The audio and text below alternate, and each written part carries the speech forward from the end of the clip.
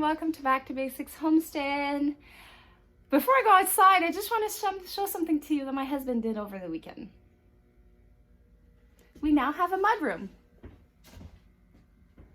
It's not completed. It's very rough. But at least there is a little space that my husband can hang his quadrillion million coats, because he's like an onion. Like, there's many layers. More it gets cold, the more layers he wears. Therefore, a lot of those are two of those are my coats and the rest are his, and there's still some somewhere else that he needs to bring here. Therefore, this is why I need a mudroom. So we are working on an idea for a bench, like an L-shaped bench for him and the kids to sit while they're putting their shoes on, their boots. And we have a hanger with some storage upstairs that we need to put here. So that's something he worked on this weekend. So this used to be his office. So on the other side of that, his office is there and my laundry room is there. So that's what happened over the weekend. Now I'm gonna bring you outside. I get this question a lot about my high tunnel.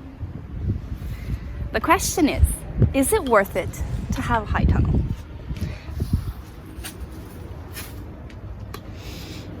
I am a Canadian homesteader and I am in zone 5. My high tunnel gives me about zone 6. And if I would do it properly, probably zone 7.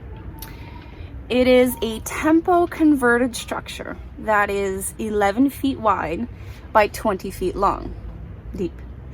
We have anchored it in front and in the back, and we still need to anchor it in the spring, 2 on this side and 2 on this side. We had a DIY. So we just watched videos on YouTube, how to do it. And when we set it up on my second year, we had no experiment in growing anything. So we made a lot of mistake. We've built it on a slope. We had to fix it. But now that we fixed it with the raised beds and some rustic wood, now we're good to go. Since I am in zone 5, that means my growing season is about 120 days. This year, we had a blessing of 30 days more. So it froze about a month, a little bit over a month after September 23rd. So that is a gift, like I said. But let's just say that it did freeze on September 23rd. This is where this high tunnel becomes very useful. Same thing in the spring. It buys me about 2 to 4 weeks for cold hardy crops, and 2 to 4 weeks earlier, 2 to 4 weeks at the end of the season. So that buys you about a month to 2 months worth of food. So stay with me. So let's just say that this in this 20 long feet, well, no, sorry, not this side. This side is 20 feet long by about 2 feet wide. Put a package of lettuce here. You can have baby greens within a couple of weeks. Baby turnips, same thing. If I put baby turnips, in 45 days, you can have food. Cauliflower, instead of starting them inside 6 to 8 weeks inside the house, you can direct sow them in here. Tomatoes, peppers, they love the heat. So in the high of the season, having a high tunnel will give you those degrees more to have a good harvest of peppers and a good harvest of tomatoes. And for your peppers, they will turn a color faster if you're not growing the northern climate peppers. You can actually push it longer than 2. I just thought of that. You can push it longer. You can sow your things 4 weeks earlier, and if you have frost and you're worried, you can put frost fabric, so you can buy even longer in your high tunnel. So I have to say, it is an investment. So we've purchased the temple structure, $40.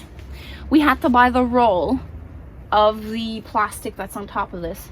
I don't remember the price, but I remember that it was expensive. We had to buy the lumber to make the frame of the front, the door, the top, because the plastic during the summer I remove the side, so this holds the top portion, and then we open it from here to here. So during the summer this is a window, and this is for, I don't want predators to come in, and I use it as trellis. And we have to purchase the 2 windows that goes in the back, but that you can find them on the side of the road, and we use the lumber for that. So I would say overall maybe let's just say that you repurpose most of it. It is a small investment. I can't remember the amount that we paid. I would say at least between 200 500. Yeah, that would probably be around that. Just to give you a perspective. Yes, it sounds expensive, but over the year, it's going to give you your money back in food. And now, I don't know if you've been to the grocery store, everything is super, super, super expensive. And it's going to get more expensive. So if you are able to have 4 to 8 weeks more food, and you will be able to grow more peppers and more tomatoes, I would say that that investment will be better for you on the long run. You can do it longer, you can do it shorter. We started out with 3 sections of the tempo. So it was 11 feet wide by 12 feet deep. I thought it was going to be enough because, you know, I didn't really know what I was doing, like I said earlier.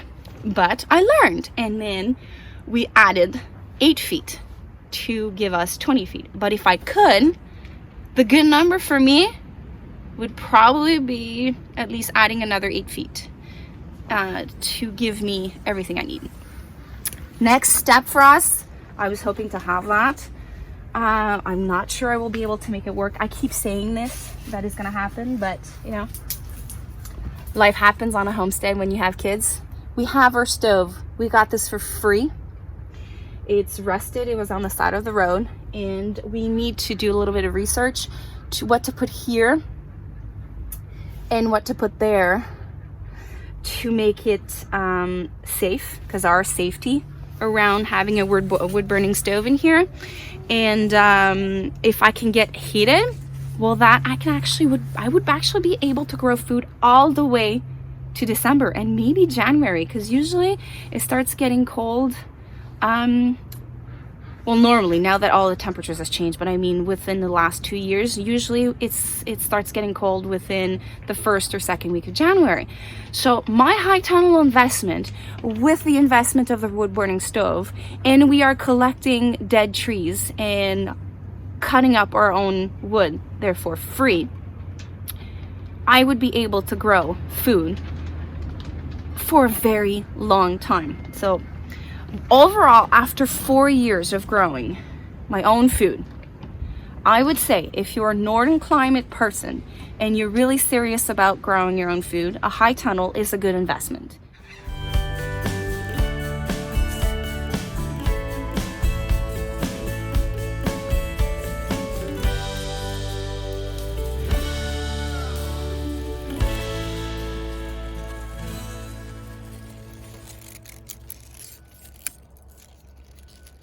Another question I get is, why did I do raised beds? Well, you don't have to do raised beds. More and more as I'm growing into this, I find that prepping and creating a mini raised bed, 8 to 10 inch off the ground with some fresh compost, and just like put a rocks in front of your bed and some at the end, so that you can have like somewhat an idea where it starts, where it ends.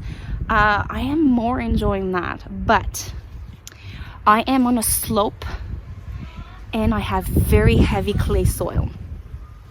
So I created these raised bed with my husband. It was a lot of work, but I do find that it is easier on the back because they are 18 inches off the ground.